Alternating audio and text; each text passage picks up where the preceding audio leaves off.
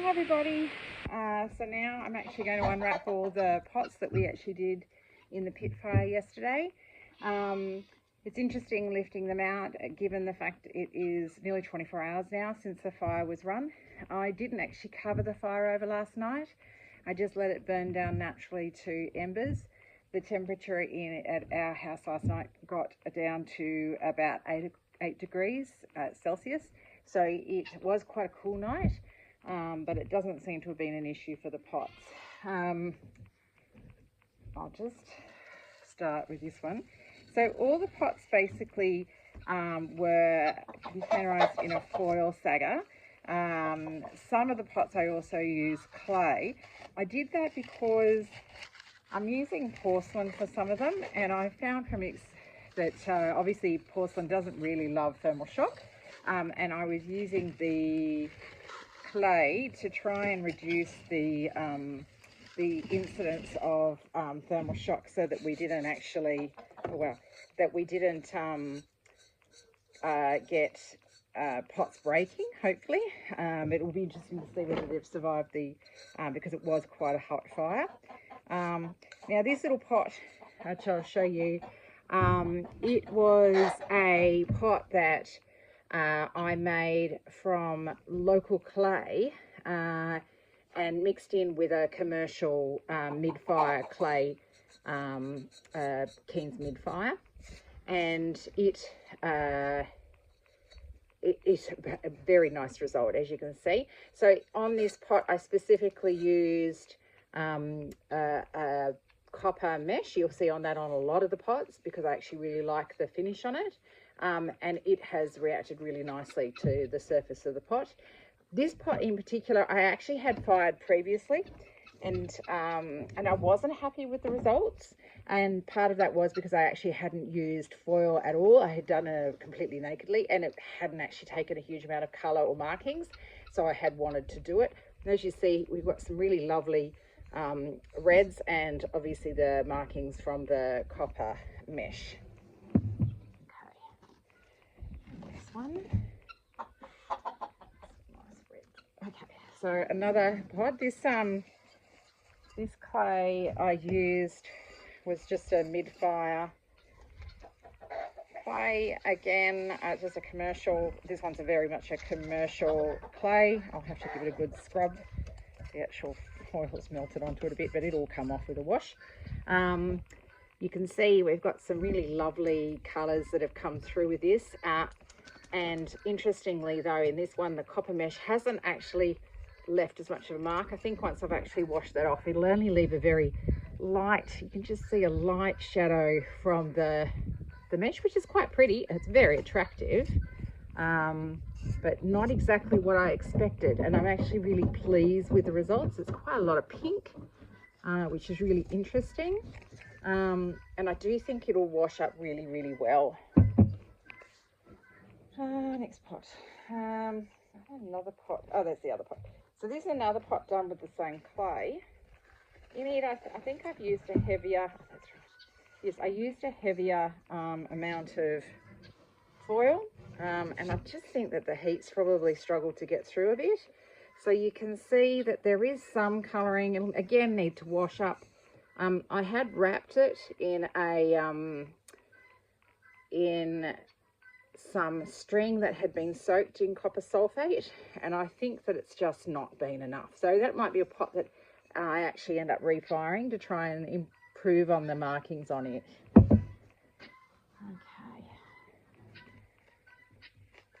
All right, so this little pot again is very heavily wrapped. It's a refire from the previous firing that I did. It's again a mid-fire clay. It's still quite actually hot to handle. And I gather that's because the foil's actually retained quite a lot of the heat. Ooh, interesting. Oh yeah, interesting. Okay, so it's a very small pot, and it's very experimental. I actually wet the pot down in this section and dipped it into copper phosphate to see if it had actually mark it. It has. It's probably been a bit too heavy-handed, but you're still getting some quite nice markings here on the other side. Again, not a huge amount of colour. I think it'll be interesting to see once it's washed up whether or not that actually improves the colouring through this section, and this might actually just come back to a bit more red. You can see just a little bit of red there, so we'll see how that comes out.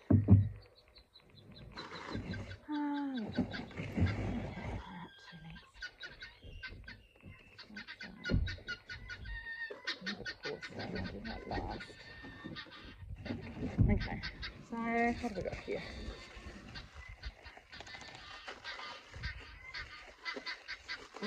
Another refire.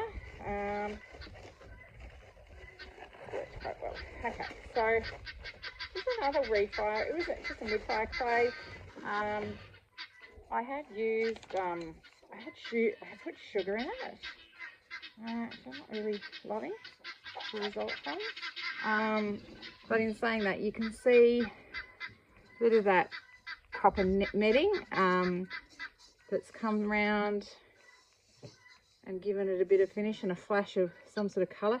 I think this is a piece that has a little seaweed in with it, so that might be from that. So it's quite attractive. It's not as possibly as extreme as some of the others. The interesting thing is I really like about the copper mesh is when it folds down and inside, you can get a little bit over the lip, and that again can continue the pattern inside. It's quite attractive.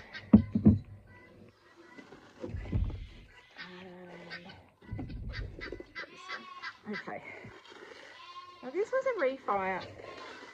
Oh yes, that's definitely an improvement. Okay, so this pot I fired. It's again just a mid-fire. Oh gosh, yes. It's a just a mid-fire clay, and it just seemed to not really be very successful. It hadn't given me any particular colour. It was just sort of grey all over. So to do it again, all I've done is given it a wash over, let it dry completely, obviously. It doesn't remove any of the grey, but just to make sure there was no debris left on it that could actually affect this firing. I used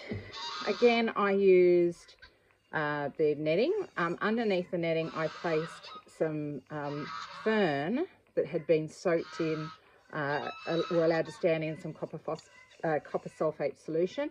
There's a little bit of sugar on there, but primarily all this is from the netting, and it's got left some beautiful reds and that sort of snake skin pattern that you see from the mesh, which I really like. And I like the mesh because it has both effect of leaving the actual imprint of the mesh itself, as well as leaving the actual shadow of the mesh in other sections. So you get those two different effects from it. This is the other pot of the same. I had the same issue with that last one where it was all grey, and I decided to refire it. So again, I put it through the same process as the other one. So in other words, it was washed, allowed to dry, and wrapped in the wire with the copper sulfate fern fronds, and it's been, yeah, definitely huge improvement. Beautiful flashing of red.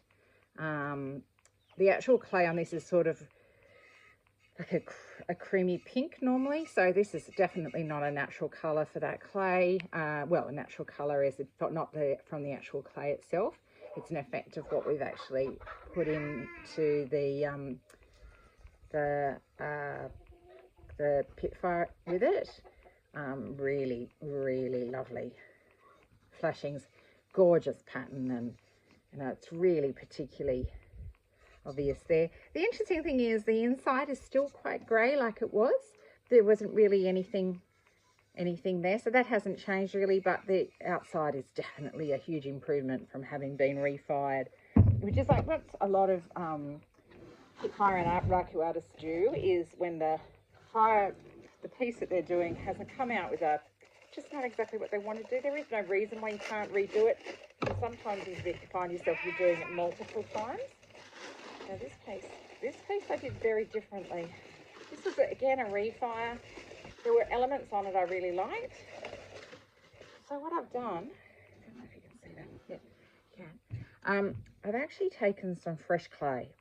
I flattened it out and then placed it over that piece with the idea of trying to protect the bits of it that I actually liked, which I don't know if I've managed to salvage, but I'll have a look. And the clay, so the clay goes into the fire, it's actually still soft. It's just, that's the actual wrap. It doesn't, not waiting for it to dry out.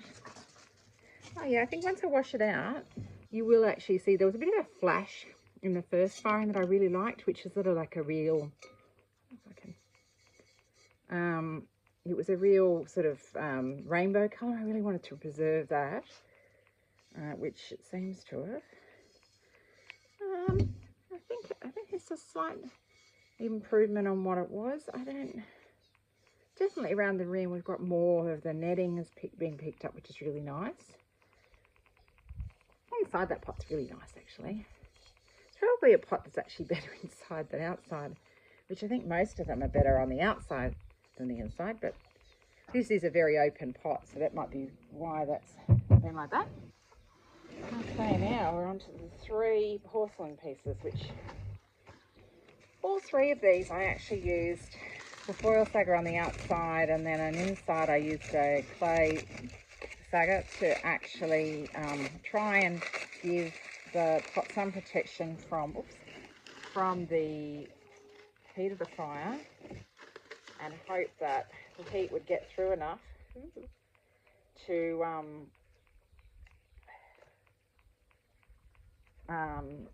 give it a to actually leave some impression.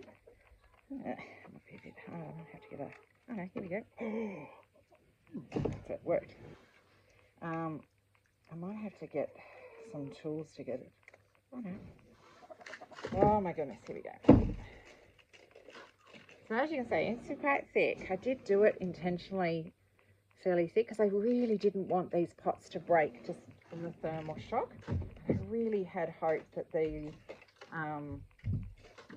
clay sagger would protect it.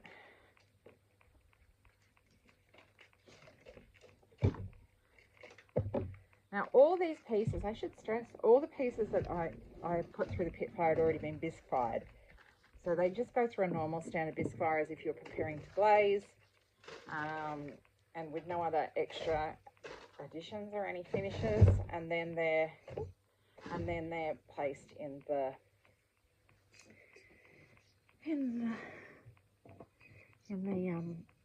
fire pit with whatever their finishes are. Now this little one is porcelain. It's just standard porcelain. I've just used the copper netting on this one just to give it a bit of a chance to just see how it would react with the porcelain, which obviously it has. It's got quite an interesting coat. It's quite nice. Some of that, no, yeah, good. Some of it's what is sort of more of a char, and it will actually wash off. It'll be interesting to wash them up, but you can see that this is actually, I got carbon trapping in the actual clay itself, and so it will, even after it's scrubbed up, it will retain those markings. So that's that one. Okay, next one. It's another one that I've used, clay sagger.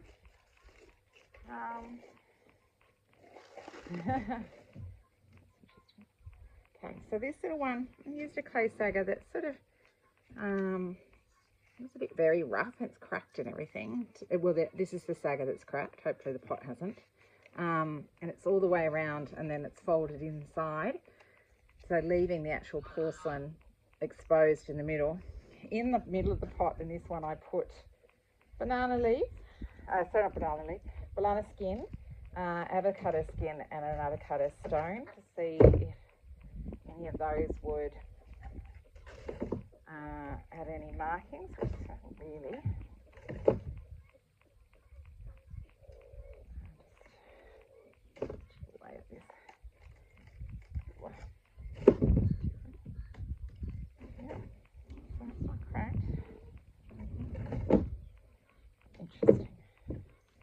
again, I've used copper wire on this one, and I haven't used it in the same way as I have really on the other. Oh, it's quite, oh, we've got a leaf. That worked really well. Well, relatively well, I think. Okay, so this is lovely. So this is just, again, porcelain. It was wrapped with a fern leaf that, as I said, I'd cut the leaf and then stood it in a container of copper sulfate solution overnight, hoping that the copper would be absorbed and then leave some sort of imprint on the pot. And you can just see a lovely shadow of it, really quite attractive. And then a little bit of this copper wire over the top. Oh, that's really lovely. No colour as such. It's all just, oh, a little bit of green. That's interesting. Let's see, just a tad, a little bit of green. I wonder what that was. Just look into that. I like the green. But I really like the fact that the leaf did leave a minor mark. On the inside, you can just see sort of shadowy, smoky marks a bit from that banana peel and everything. Hasn't really left a huge amount of result on that. Now down to the last one, which is the one I was most worried about, because this is probably the one I hadn't wrapped it very well. So again, it had clay, sagar, and then lots of layers of foil over it. But I hadn't put the sagar all the way over it, but I had used lots of foil. And it appears that the foil has done enough of a job to protect it, which is lovely. Yes, it's worked. Some of these things, when you think of them, they don't think they're going to work, and then they do. Lovely.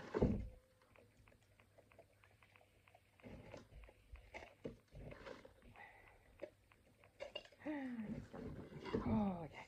Yep, that worked. Lovely. Oh, it's pretty. It's really pretty.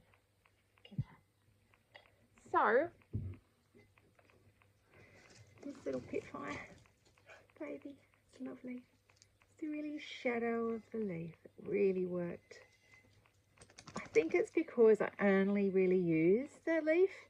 I didn't really use anything else on this pot. I was really wanted to try and get that leaf all the way around. And it pretty well has a little bit of a bare spot. I used salt and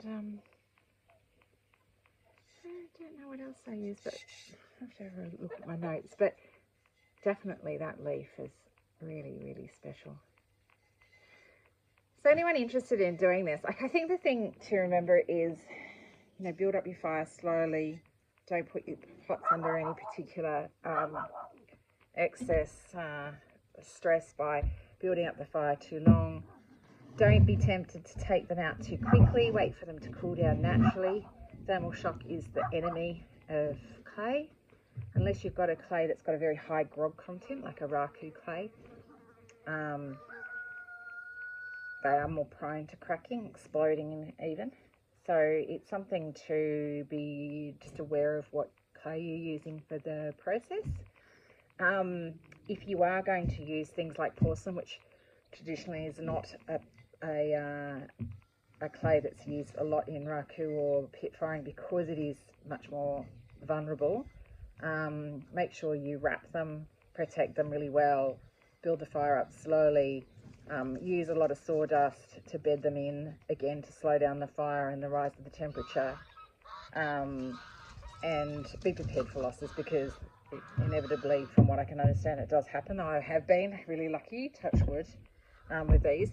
But, you know, really, to get pieces that have naturally taken on the effects of the different products and stuff that they've been put with, and get results like that, it's definitely been worth the process. I will absolutely be doing this again. And I think the next time I would probably, I definitely use the clay saga for the porcelain.